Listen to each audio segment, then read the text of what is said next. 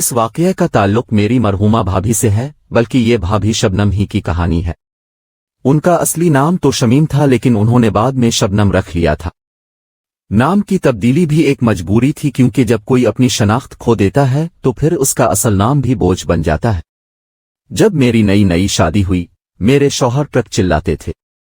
ان کا اپنا ٹرک تھا جس پر سامان لاد کر وہ ایک شہر سے دوسرے شہر جایا کرتے تھے۔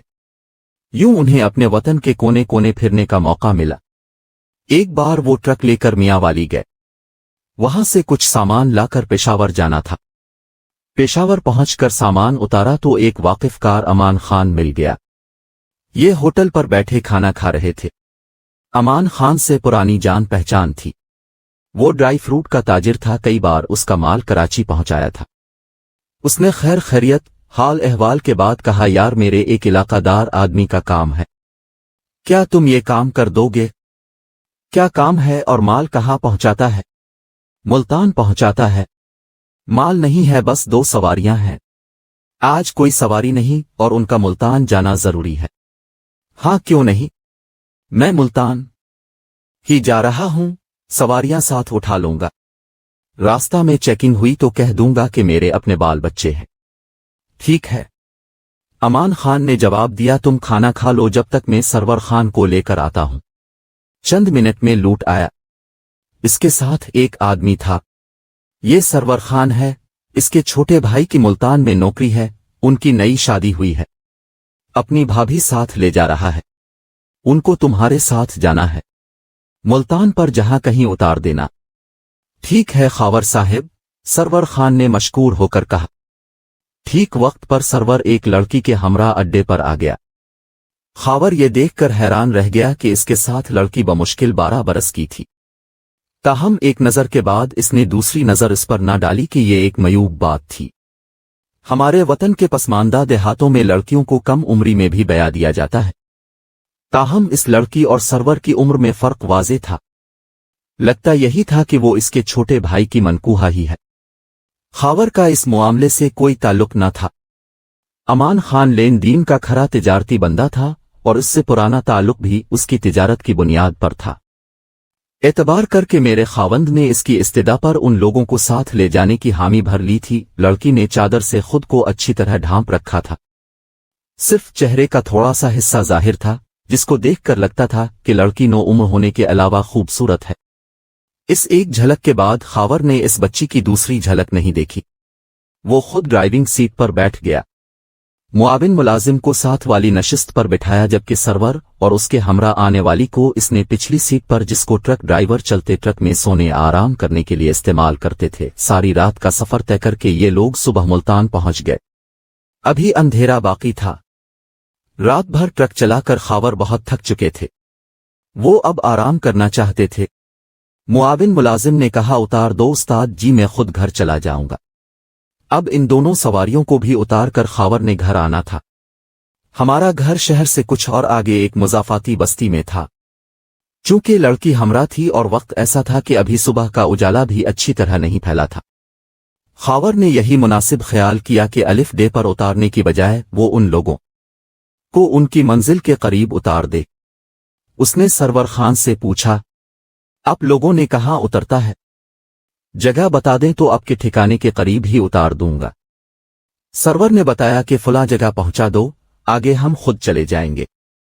جب وہ مطلوبہ جگہ اتر گئے، خاور نے ذرا دیر کو ٹرک سے اتر کر ہی ایک کپ چائے کا آرڈر دیا اور خود ہوٹل کے واش روم جانے کا سوچا۔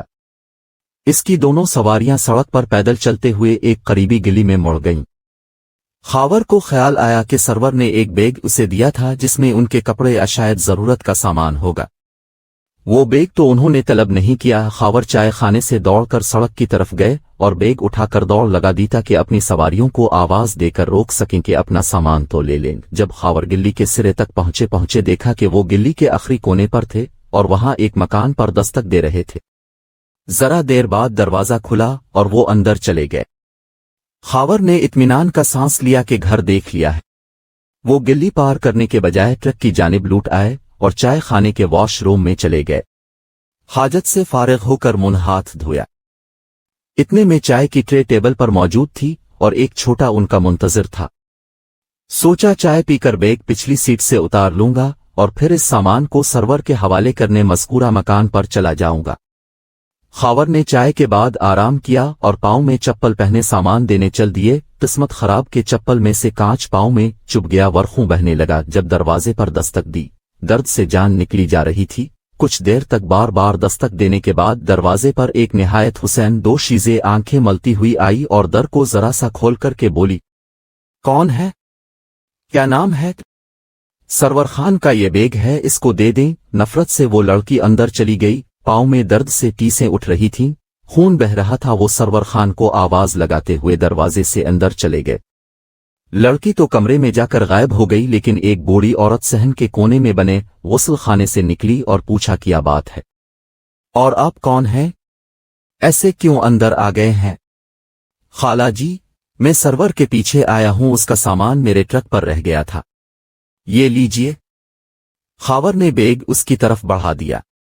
औरत की नजर खावर के पीर पर पड़ी जिससे खून बह रहा था। ये मुझे कांच चुभ गया है, शायद गली में कुछ टूटा पड़ा था, इस पर मेरा पांव आ गया। अच्छा, औरत ने रखई से कहा, उधर चारपाई पर बैठ जाओ, मैं ठंडा पानी लाती हूं, पांव पर डालो, खून साफ हो जाएगा। जरा देर में वो स्टील का जंग भर लाई। खावर ने पांव धोया और कांच का टुकड़ा खींचकर पीर से अलग कर दिया। अब और ज्यादा खून बह निकला।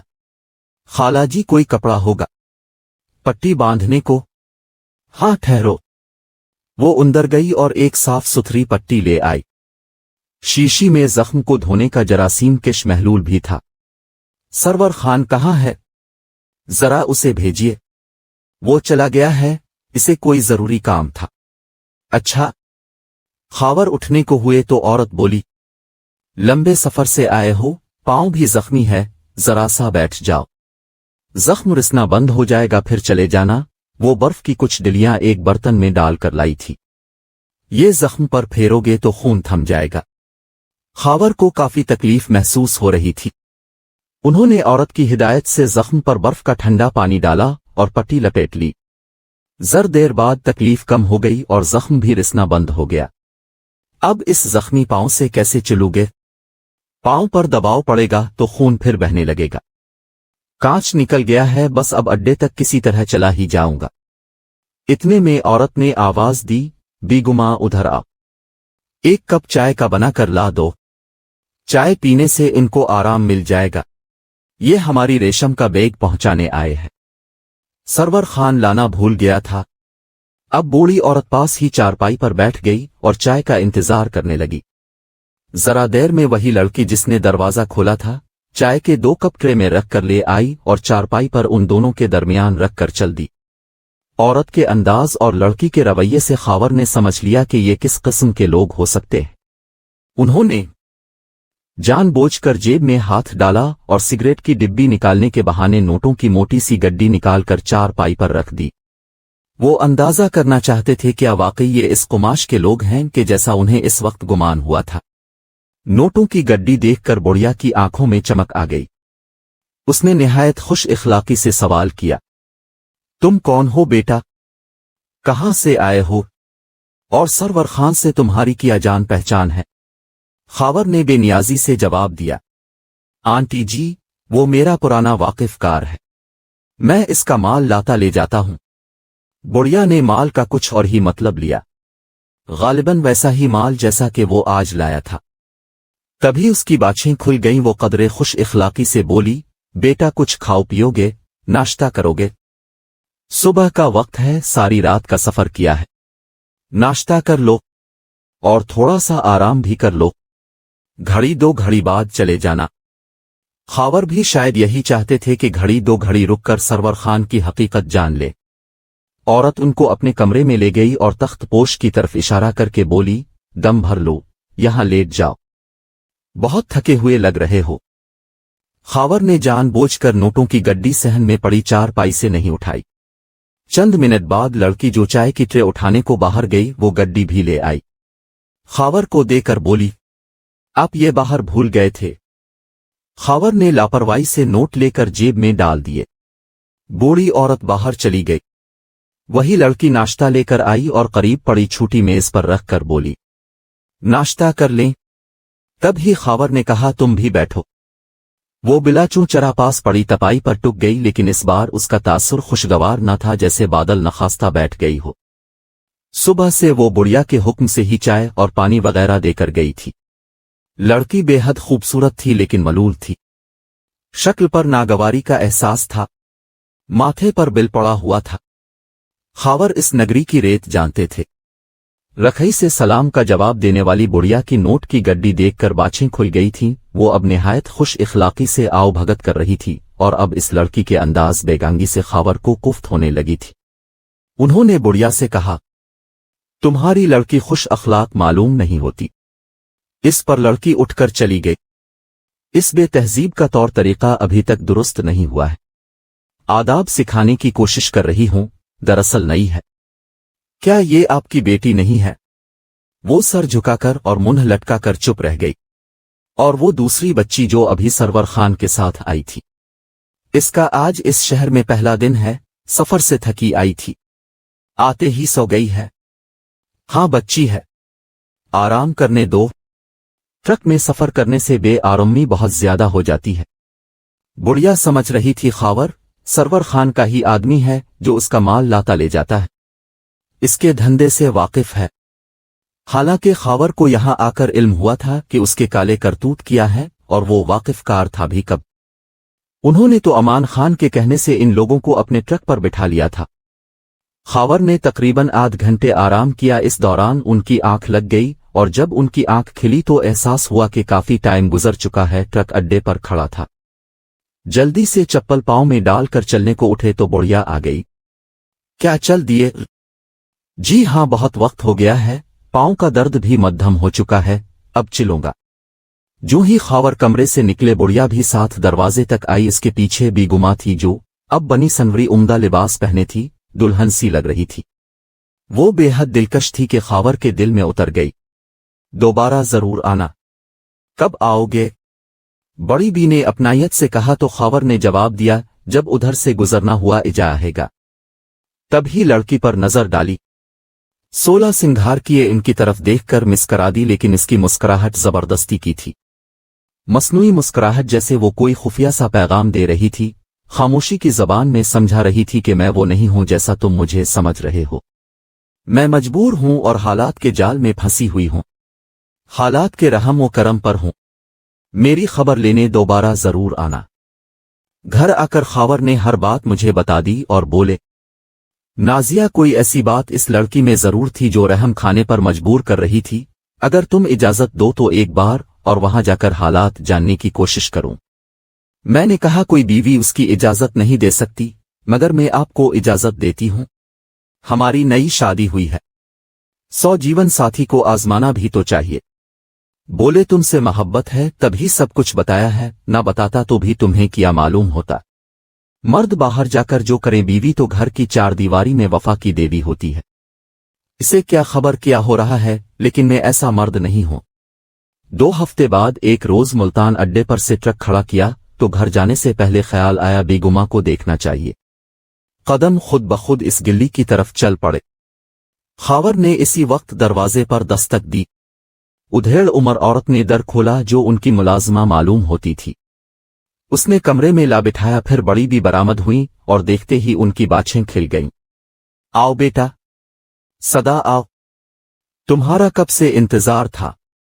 खावर ने तभी जेब से नोटों की गड्डी निकालकर बुढ़िया के हाथ में थमा दी।